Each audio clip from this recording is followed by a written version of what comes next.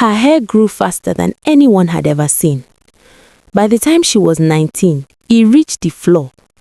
A month later, it trailed behind her like a heavy chain. Adana lived in a small village in southeastern Nigeria, where gossip traveled faster than the wind. At first, her extraordinary hair brought admiration. Women asked which oil she applied. Men joked about cutting her just to be near such beauty, and children marveled at the thick, lustrous strands. But the growth never stopped. Every week she trimmed it. Every week it returned twice as long. Soon, concealing it became impossible. Her mother began incinerating the cut portions because neighbors whispered that someone might use them for dark rituals. The admiration curdled into fear. People crossed the street when Adana approached. Young boys hurled insults, calling her a wandering spirit. Her father ordered her to remain indoors, but even inside, the hair continued its relentless expansion. It snaked through rooms, wrapped itself around furniture legs, choked the drains, and filled sacks that nobody knew how to dispose of. The weight began destroying her spine. She braided it into tight knots, bound it with yards of fabric, even attempted scorching the roots with heated irons, but nothing slowed the growth. Sleep became a distant memory. Strands yanked at her scalp with every slight movement of her head. Medical professionals in the nearest city shaved her completely bald, leaving her scalp tender and bleeding. She returned home with tears of relief, but within 7 days, the hair had returned, thicker, faster, more aggressive than before. The physicians admitted they had encountered nothing like this in their entire careers. Her parents' argument about her fate grew vicious. Some relatives suggested a church deliverance. Others recommended a traditional medicine man. A few mentioned specialists overseas. But nobody volunteered to cover the cost. Everyone simply wanted her hidden from view. So she remained confined to her room, imprisoned by something that appeared magnificent from outside, but was systematically destroying her body from within. The constant sounds of scissors snipping, razor scraping, and combs raking filled her waking hours. Yet, no matter what she cut, burned, or discarded, by sunrise, her head bore even more weight. Her hair refused to stop growing, and the people around her refused to stop treating it like a curse she had invited upon herself. Adana lay on her mattress, drowning in thoughts, while her skull pounded with agony when she heard knocking. Her mother pushed through the door and announced that visitors were waiting outside. Adana dragged herself upright, the heavy mass of hair following like an anchor. When she emerged, she found 2 strangers who looked like they belonged on magazine covers. Both wore expensive tailored suits, their expressions carefully neutral. The woman gripped a sleek black portfolio, and the man offered a respectful nod. The woman opened the portfolio and rotated it toward Adana. Inside was a photograph of her walking through the marketplace. She had never posed for it. She had never authorized it. She had never even known it existed. "This is you," the woman stated without emotion. "The world has already discovered you." The man's voice carried an unsettling calmness. He explained that their corporation specialized in premium human hair products, and her condition represented something unprecedented in their industry. They wanted to hire her. They would compensate her generously, provide housing, send regular payments to her family. But most importantly, they claimed they could eventually heal her.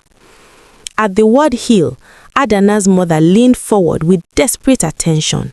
She looked at her daughter with eyes brimming with hope.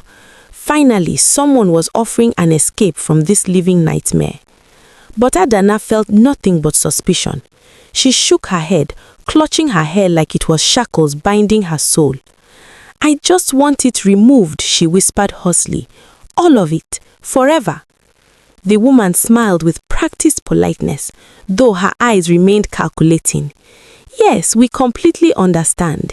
There is a treatment. However, it can only be administered after you enter a contract with our organization. 2 years.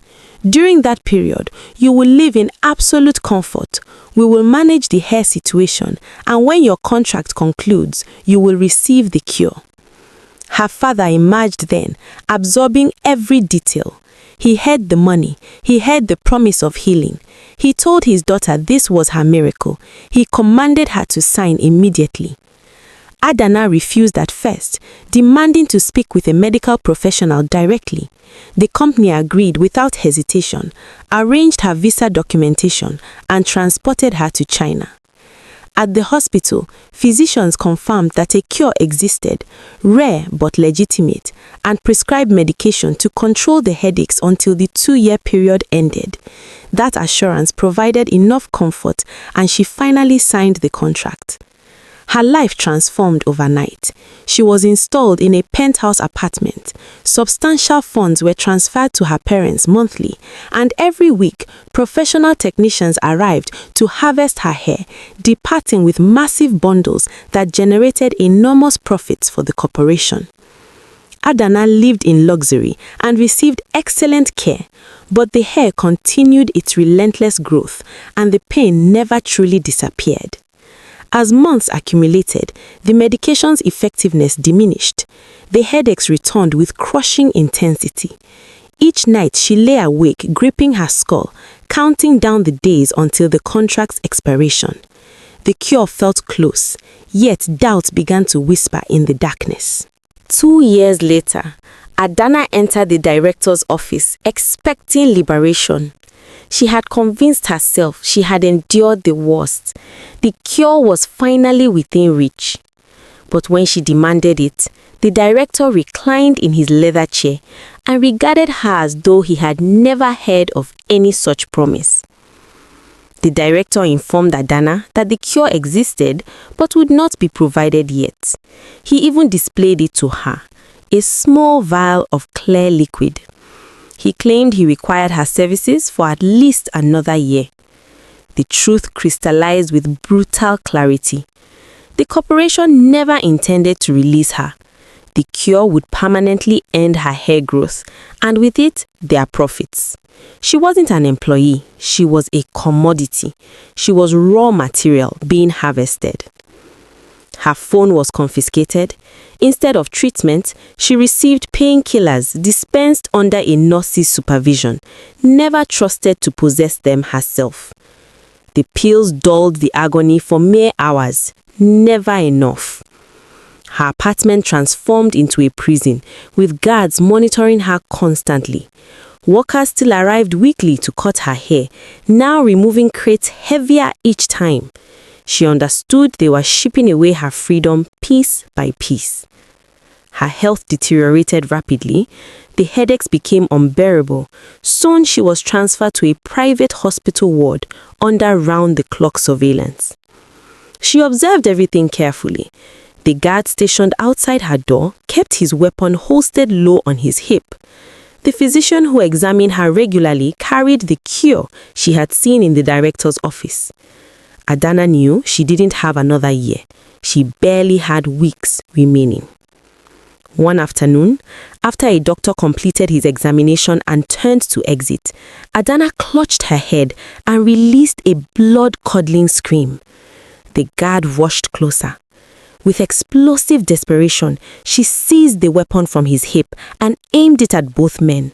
She forced the doctor and guard to move ahead of her, the gun trembling but steady in her grip. The secured office was directly across from her ward. Inside, she demanded the cure. The vial was placed in her hands. She consumed it carefully, never lowering the weapon. The world began spinning almost immediately, and she collapsed before she could feel any relief. When consciousness returned, everything had changed. The air was thick and humid. The voices around her spoke in familiar accents. She was no longer in China. The company had quietly deported her, discarding her once she became useless to their operation. Her family welcomed her home with tears and embraces. She had savings sufficient to rebuild her existence. Her hair began shedding day by day until nothing remained. Her scalp was smooth and bare. But the headaches were gone forever. She was finally free.